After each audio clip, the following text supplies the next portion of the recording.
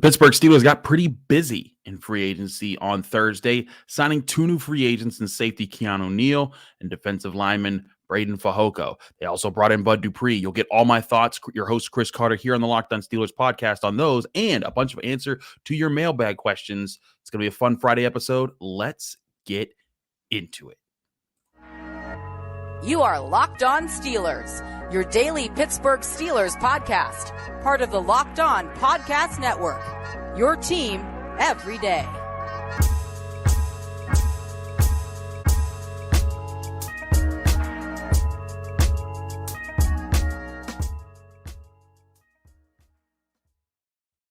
Hello and welcome to the Locked On Steelers podcast. I'm your host, Chris Carter, bringing you your daily dose of all things on the Pittsburgh Steelers. As always, you can find this show on your favorite podcasting app and especially on YouTube. Like this video if you enjoyed it on YouTube. Subscribe to this YouTube channel to get all of your daily Monday through Friday episodes on your Pittsburgh Steelers, because we hope that you're your first listen every day, because we bring your team every day right here on the Locked On Steelers podcast. And if you're a Steelers fan, the team got pretty busy. Omar Khan made some moves, brought in two signings, and we know that Bud Dupree visited Pittsburgh. It was well documented when we were going back over things that were going on. Jerry Dulac, the Pittsburgh Post-Gazette, was right on all of it.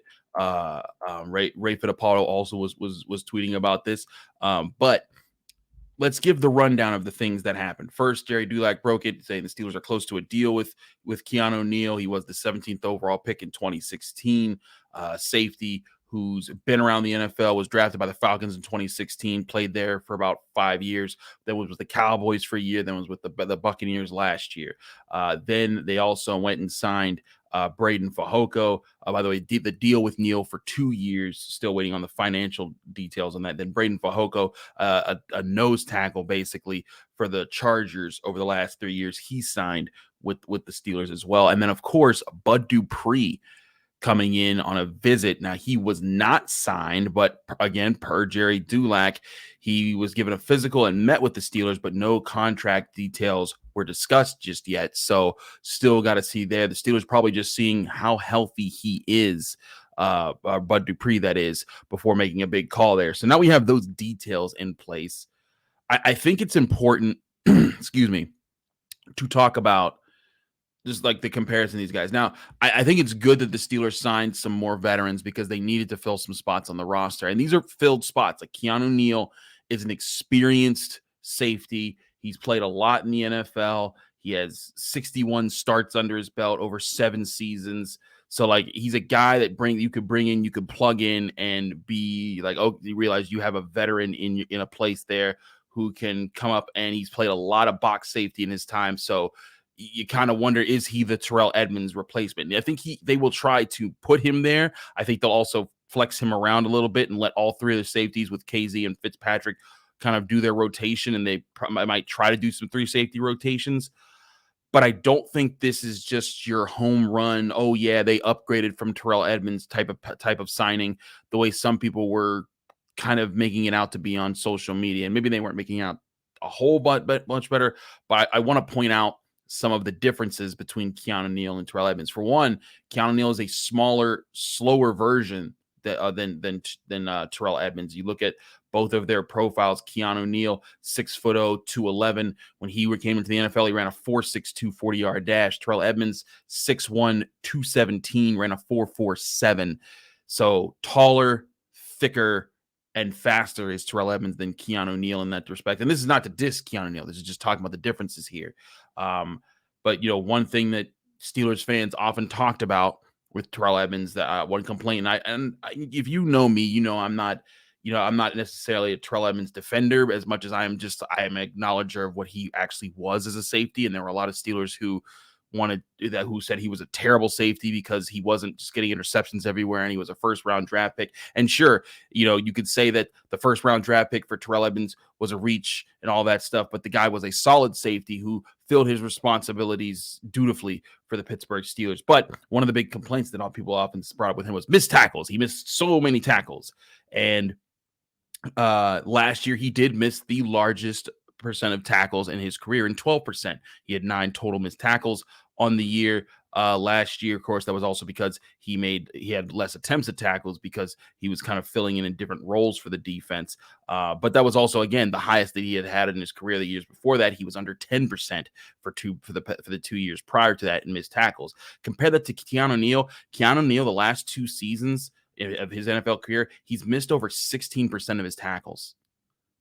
That's not good, to put it lightly. Now, I will say this: Keanu Neal, I think he's versatile too. Like last year, he was in the box more than anything else, but he did help drop as a drop back safety. He helped in the slot. He helped, in different spots there, and he can be physical. He can be aggressive.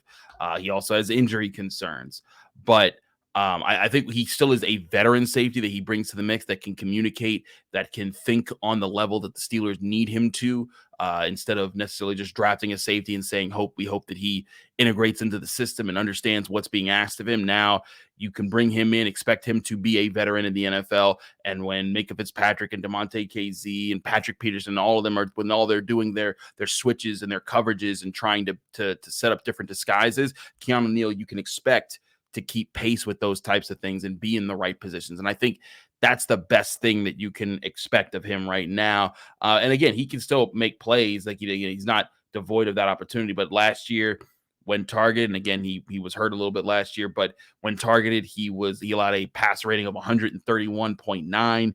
He had 5 penalties against him in coverage. That's not great.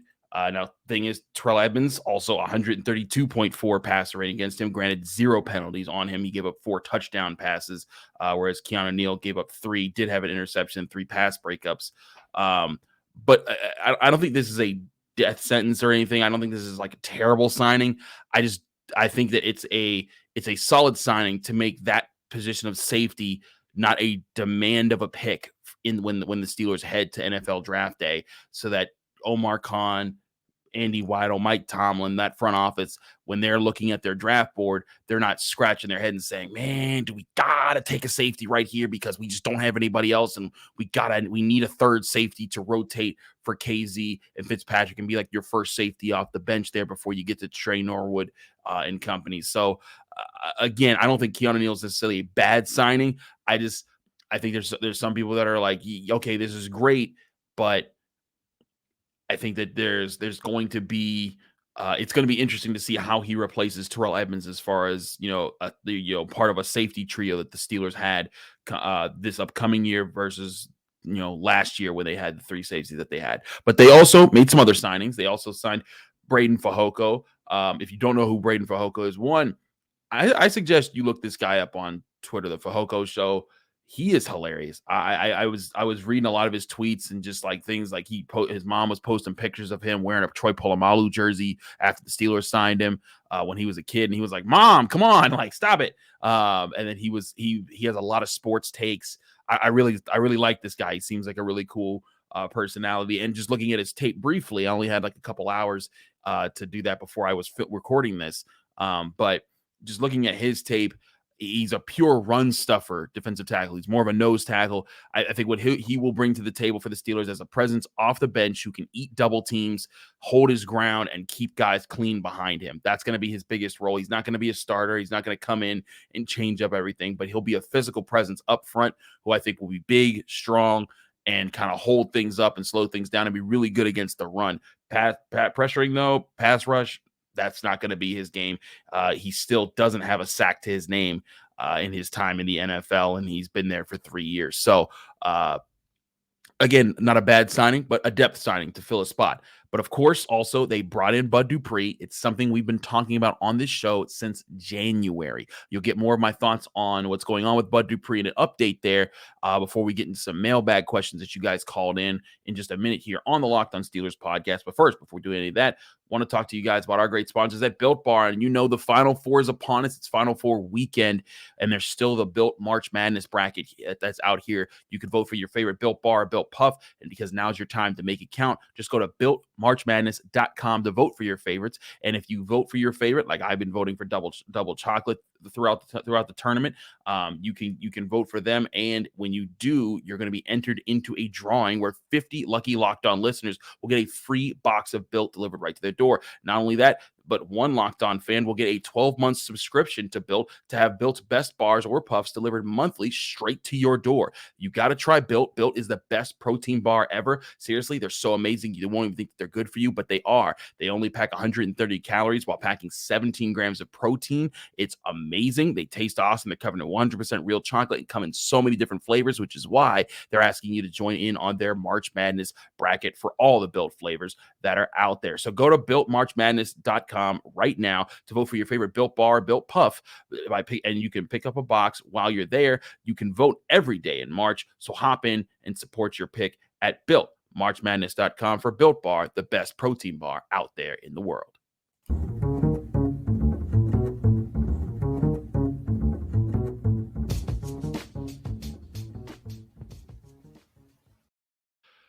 Back here on the Locked On Steelers podcast, I'm your host, Chris Carter. Before we get to mailbag questions, I do want to address the Bud Dupree situation here. And I know there's some people out there that are probably thinking, why are they bringing him back? He's been injured in Tennessee.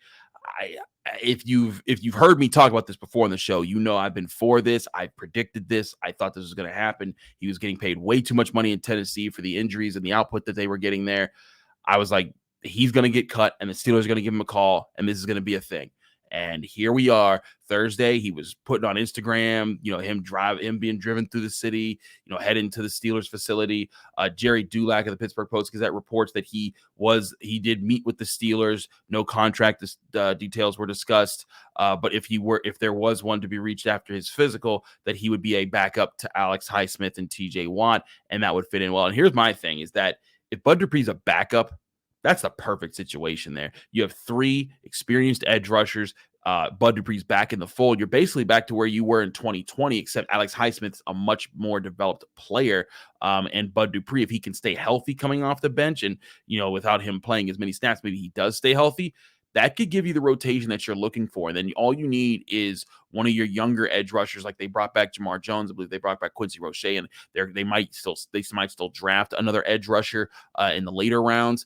But you would only need to hit on one of those guys. Then you would have 4 really good edge rushers who you could trust to come in, fill in, and play a solid role in your defense. So again, we still got to see contract numbers. They haven't discussed contract numbers, but if it's anything under $8 million a year, I think that the Steelers are doing the right thing. They're bringing in a guy in Bud Dupree who has a great relationship with TJ Watt. When he was here, he had a great relationship with Alex Highsmith.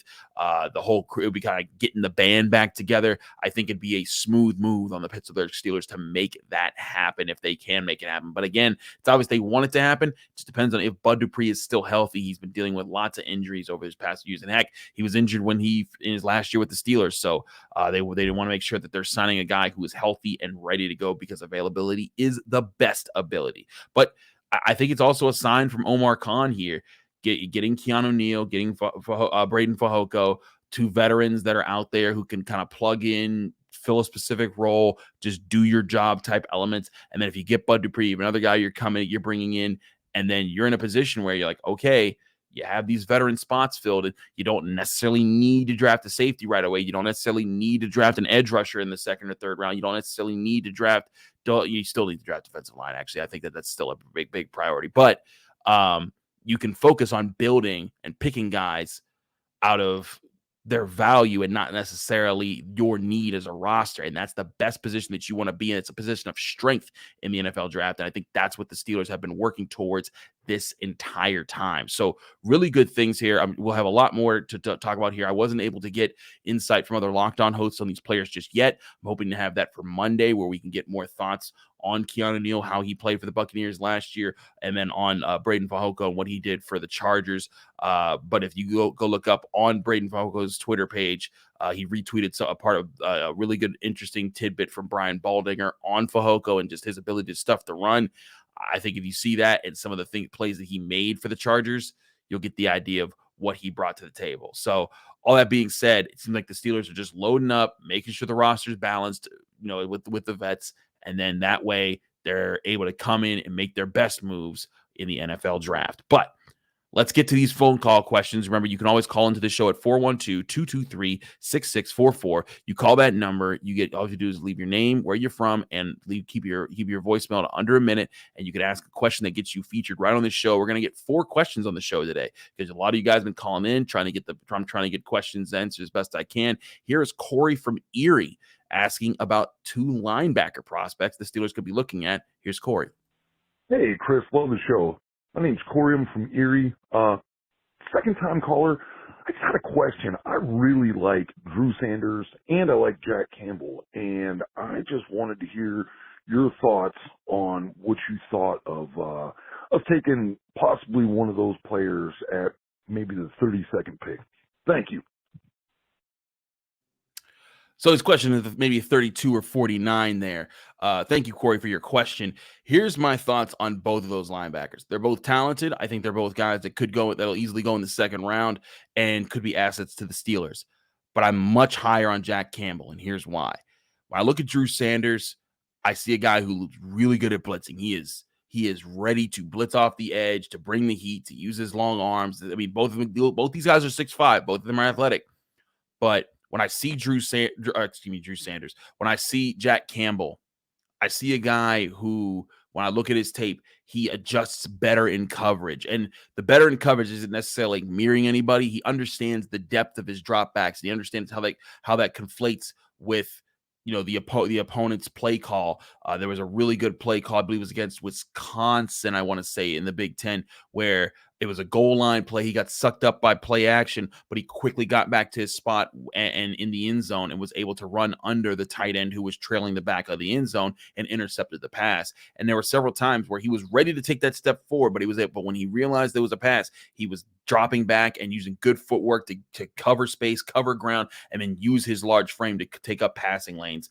Really, really liked what I saw of that there. And again, it's not that I didn't like what Drew Sanders brought to the table. I just think Jack Campbell is more of a fit for what the Steelers need for the future, and that's a Mike linebacker. Even though they don't have a Mike traditionally, they have 2 off-ball inside linebackers, but having a guy in the middle of your defense who can run things, and Jack Campbell can blitz. He can also stuff the run. He can sift through traffic, but he can also help in coverage. And I just think that is the asset the Steelers are looking for as far as a defensive linebacker in the second or maybe third round of this NFL draft, depending on how everything plays out, because you never know how things will play out. But point being, I like Jack Campbell over Drew Sanders as a fit for what the Steelers right now. Again, not a slight to Drew Sanders, just a thing of how I see things playing out there.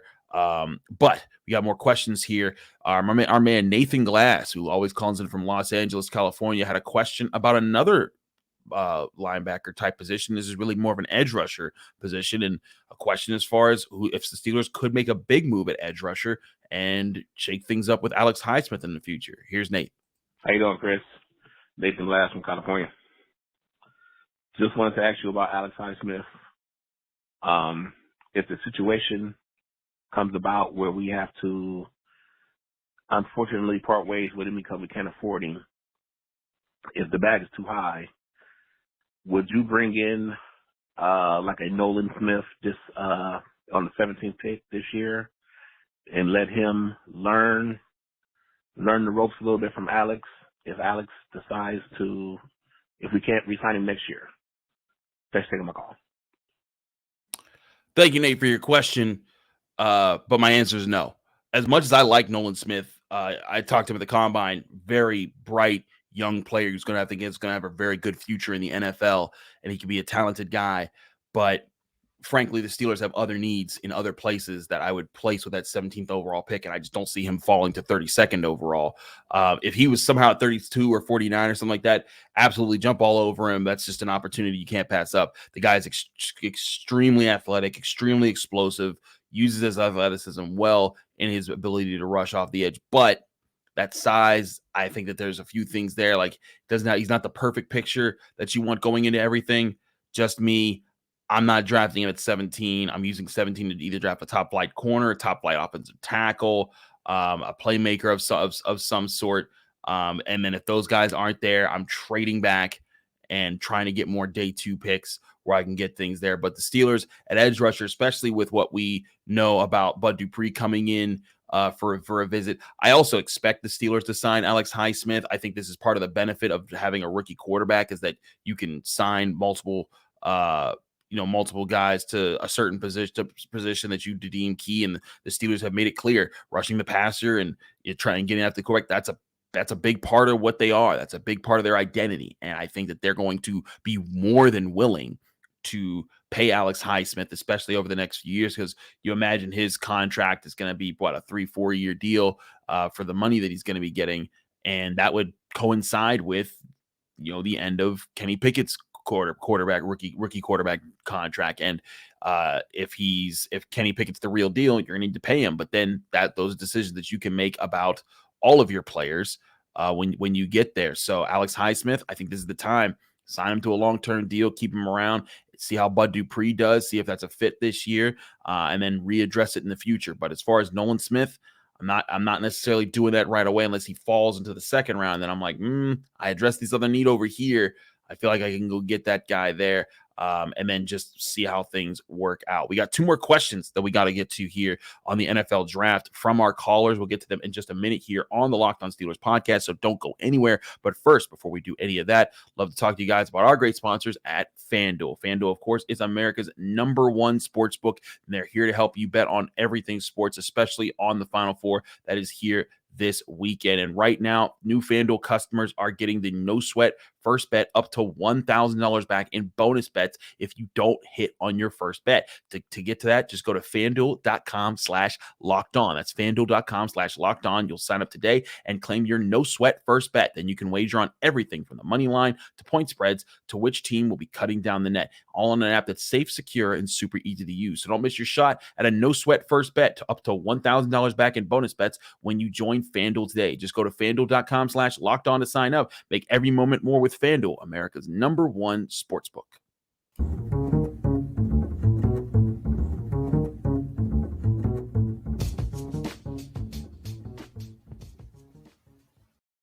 Back here on the Locked On Steelers podcast, I'm your host, Chris Carter. Let's talk some more here about some of these questions that have been rolling in from you guys. Again, you can call into the show at any point in time, 412-223-6644. Leave your name, where you're from, and keep your message under a minute to get your question potentially featured on the show. Here's a question from our friend Cameron in Akron, Ohio, who had a question about 4 specific first-round prospects and where I would rank them. Here's Cameron's question. Hey, this is Cameron from Akron, Ohio. My question was, for the first-round pick, we have 17. Between these 4 players, who do you want? And this is just this would be honest. This could be who you think's graded the highest. Who do you think would fit the best between these 4 players? So we got Roderick Jones, Joey Porter Jr., Brian Branch, and cornerback from Maryland. I forget his name. Whatever. But there's those 4. You know the quarterback from Maryland. I can't remember his name. I'm driving. But thanks. Have a good one. Go Steelers. Thank you, Cameron, for your question. Appreciate everyone who calls into the show. The answer to who he was talking about was Deontay Banks. There's 2 Maryland cornerbacks up, and that's what kind of makes this a little confusing, because Jacorian Bennett is also a cornerback up in this NFL draft, and he also tested very well. Both of them tested very well. Deontay Banks, really the freakish of the 2 when you look at the testing numbers. But to answer your question, Cameron, I actually have them in the order that you literally said them. Broderick Jones, to me, would be a pillar offensive tackle that would carry the Steelers over for the next decade, be a key blocker who could put things together and be a person that you build around, especially when you're talking about building the picket fence to protect Kenny Pickett. I think Broderick Jones would be an ultimate piece and a pillar piece of said picket fence for the next several years. Joey Porter Jr., a press man cornerback who can be physical. I think he's talented. I think he's got a good head on his shoulders. I think that fits a lot of what you want. I just think that the Steelers would prefer a dominant offensive tackle in that spot, because one thing I'm a little uncertain of is, I know he's physical. I know that he can play man, but bump and run. I think he can play man, but I want to see more ball production from Joey Porter Jr., and I'm just not sure that ranks better than the dominant presence that I saw at Broderick Jones at offensive tackle. Then, of course, third, Brian Branch.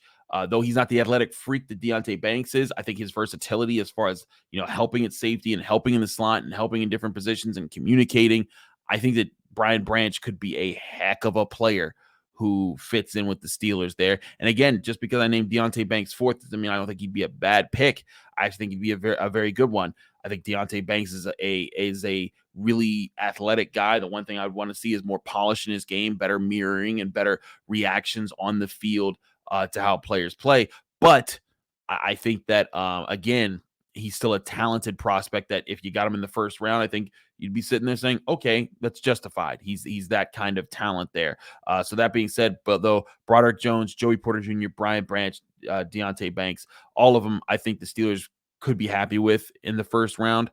And take that and move on and then address your picks. Like if you draft Broderick Jones, then you are looking at corner in the second round. If you draft Joey Porter Jr., Deontay Banks, then you're definitely looking offensive line in the second round. And if you're Brian Branch, you're probably still looking at both in the second round. So lots of different things there, but still a good question. Thank you, Cameron, for your question. Our last question comes from Matt all the way out in Kings Park, New York. And it's about a different position. It's the defensive line. Here's Matt. Hey, Chris. This is Matt from Kings Park, New York. Longtime Steelers fan. Huge fan of your work on Locked On as well as the Post-Gazette. I like those videos with those guys as well, too. Now that we're at least part of the way through free agency, I loved getting Larry Ogunjobi back. I know we still got the ageless Cam Hayward, but it's feeling pretty thin to me on the DL, on the D line. I'm looking at that and I'm thinking about the draft and the other things we're talking about where they're gonna, we think they're gonna pick cornerback, they're gonna pick something else other than D line, offensive line, etc. I'm a little worried about our D-line and concerned about our depth and also concerned about layout. I know he had some good short stints and it looked decent, but just curious about it. I'm hoping you can address this in one of the Locked On future podcasts. Well, thank you very much, Matt. I will address it right here on this podcast. So we also know now that Breiden Fehoko, who was not signed when Matt made this call, so he had no idea who that person was, probably how that person was going to fit into the roster. But with Breiden Fehoko and the style of that game that he plays, one person that a lot of people were looking at was Siaki Ika, the nose tackle, the big nose tackle out of Baylor. Honestly, I think he's the one that falls off your board, though, because he's kind of like Fehoko in just their build and the styles that they bring as far as big behemoth guys who eat up blockers and create space for your defenders behind them to make plays there. But there still are plenty of guys, and I pictured some of them in the card that I displayed when Matt was making his phone call. One was Mazi Smith, defensive lineman for Michigan, 21 years old. Was a strong player who's physical at the point of attack. I think he could be an interesting fit there. One of my favorites, though, is Keanu Benton. He's a 6'4", 309-pound defensive lineman from Wisconsin. I got to talk to him at the Combine. I like the cut of his jib. I like the way he thinks. I think he's physical. He looked really good in the Senior Bowl. Keanu Benton out of Wisconsin.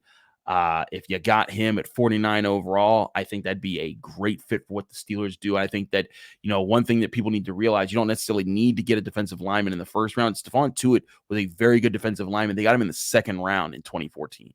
So, if you got one in the second round this year that you felt was really talented, I think that you're making out there. And then, of course, the last option there that we talked about was, or that I pictured, was Gervon Dexter Sr., Florida defensive lineman. Why I really like him is his size, 6'6", 310 pounds. He's athletic. He's able to keep people out of his frame. I think that he'd be a really interesting fit if you could get him, especially in the third round at 80th overall. He'd be fitting right in there, and he would fit right in with DeMarvin Leal as far as guys that have long arms and can keep blockers out of their frame and can try to win at the line of scrimmage. So I do think that is a particular concern the Steelers could address there if they're able to get it. Gervon Dexter Sr., again, of part of Florida. So different options there. There's also guys like Keandre Coburn of Texas. Another guy I think is more of a nose than anything else there. There's Carl Brooks, who though he's listed as an edge in a lot of places, he was playing in the interior in the Senior Bowl. I think that he could really help out there too. But, again, I think it's important the Steelers address it. And one thing I think you're right about, Matt, they need to find the depth there. Cam Hayward's not going to do this forever. They signed Larry Ogunjobi back. He'll be back. You hope that he's healthy. You have those options there. And then DeMarvin Leal, I think he came out, got hurt. He was looking good, got hurt, then was looking good again. I think that he'll continue to improve, but you can't just bet on just him improving. You got to go get your guy. Honestly, Jalen Carter, despite all the drama and stuff, I think he's still going to be a top 10 pick and out of your range. I think Kalijah Cansey, a guy that I've told doesn't necessarily fit the Steelers scheme. They want bigger defensive linemen. I think it's clear he's not going to get picked by the Steelers unless they're rope-a-doping us. But I've asked Kalijah Cansey, and we've all asked Kalijah Cansey, have the Steelers spoken with him? And he's kind of adamant, no, they haven't. They haven't spoken with me. Now, granted, the Steelers also didn't make a big deal out of speaking to Kenny Pickett last year before they picked him because they knew he was at their facility and they can kind of build that relationship and watch him up close. There's the chance that they've been doing that with Kalijah Cansey. I just think it's not as much the case there. So you also have Brian Rosé out of Clemson, but bottom line, there is depth in this defensive line class. I think the Steelers could afford to go get it, and if they were able to, I think it would help the D-line as far as run stuffing and getting after the quarterback and keeping fresh legs so that when you get to the fourth quarter, Cam Hayward, Larry Ogunjobi, TJ Watt, Alex Highsmith, all their legs are fresh and they're coming for you at full speed. And if you're an offensive line, you're feeling overwhelmed, you're going to be in a lot of trouble. So all that being said, yes, Matt, I do think it's a big thing to get there. We'll see if they do get that there. The NFL draft is less than a month away, starts April 27th. We'll have all the coverage here for you right on the Locked On Steelers podcast. We do apologize for those who might be looking for Jenna Harner on this Friday episode. She was unable to make it as just schedules didn't work out, especially with the signings the Steelers had, but she will be back as soon as we bring her back. We're hoping to bring her back next Friday. We'll see about how that plays out though. But thanks again for checking out the Locked On Steelers podcast. I'm your host, Chris Carter. You can always follow me on Twitter and Instagram at Carter Critiques. And as Matt said, you can read my work at the Pittsburgh Post-Gazette. Also check out our Post-Gazette podcasts. And if you're so inclined, you can check out the work there. I cover Pitt athletics there. I covered their pro day. So if you want to read about all the different Pitt prospects and the ones that might be interesting fits, do check that out. And then you can always find me on the Locked On Steelers podcast, where I'm hosting Monday through Friday episodes on Apple, Spotify, Google Podcasts, Odyssey, YouTube, anywhere podcasts are hosted. So we hope you enjoyed the show.